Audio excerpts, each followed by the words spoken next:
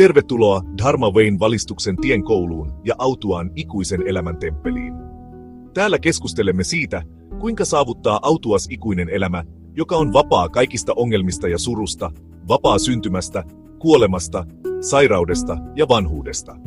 Tämän kanavan tarkoituksena on jakaa omaa kokemustani siitä, kuinka voimme oppia olemaan onnellisia ja elämään iloista elämää hallitsemalla karma-joogan taidon ja oppimalla muita sanatan dharman, eli yleisesti hindulaisuuden filosofiana tunnetun opin perusperiaatteita osallistumalla jokapäiväisiin toimiimme.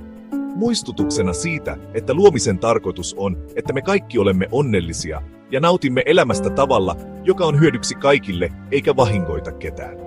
Joogan perusajatus ohjaa meitä löytämään ykseyden kaikessa, tuntemalla yhteyden kaikkea kohtaan ja ymmärtämällä, että me kaikki olemme yhtä ja ikuisia.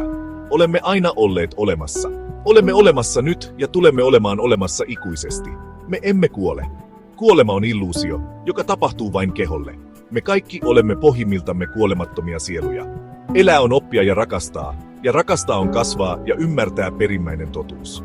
Dharma Wayn valistuksen tie on täällä levittääkseen luovuuden, rakkauden ja viisauden voimaa maailmaan.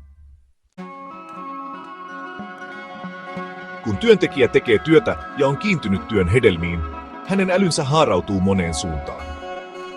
Bhagavad Gitassa Herra sanoo, että sellaisten työntekijöiden mieli ei ole koskaan kiinnittynyt luojaan. Sellaisten työntekijöiden mieli häiriintyy, menettää keskittymiskykynsä ja kärsii siksi erilaisista mielenterveyshäiriöistä ja tunne-elämän ongelmista, jotka aiheuttavat fyysisiä terveysongelmia. Joogan tarkoituksena on vapauttaa mieli kaikista ristiriidoista ja kahtiajakoisuudesta. Mieli, joka on vapaa kaikesta kahtiajakoisuudesta ja ristiriidoista, on henkinen mieli. Mielemme voi olla vapaa vain silloin, kun opimme toimimaan ilman kiintymystä tekojemme hedelmiin. Kiintymättömyys tekojen hedelmiin vapauttaa pelosta, ahdistuksesta, vihasta ja levottomuudesta ja auttaa mieltä saavuttamaan tasapainon poistamalla kaikki epäpuhtaudet.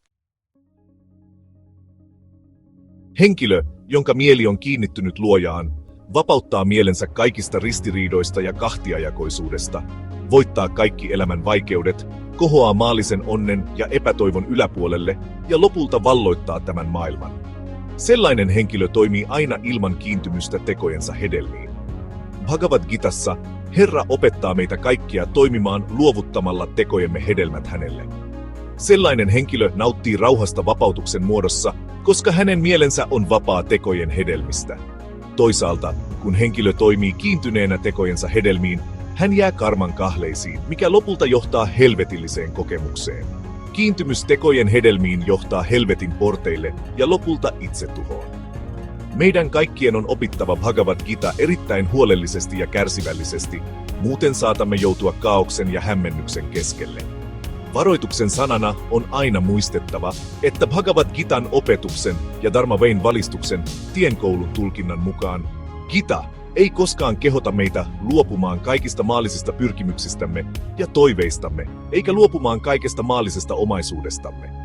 Sen sijaan Gita opettaa, että jos kaikki teemme jokapäiväiset velvollisuutemme jumalallisella tarkoituksella, lopulta huomaamme olevamme tämän maailman nauttijoita ja löydämme elämän henkisen täydellisyyden, joka on vapaa kaikista ongelmista ja ahdingosta, vapaa syntymästä, kuolemasta, sairaudesta ja vanhuudesta, ja näin saavutamme äärettömän autuaan ikuisen elämän. Tervetuloa autuaan ikuisen elämän temppeliin. Tilaa tämä kanava ja paina kellokuvaketta saadaksesi päivityksiä säännöllisesti. Jos pidit videosta, anna sille peukku ylös. Toivotan teille kaikille autuasta ikuista elämää.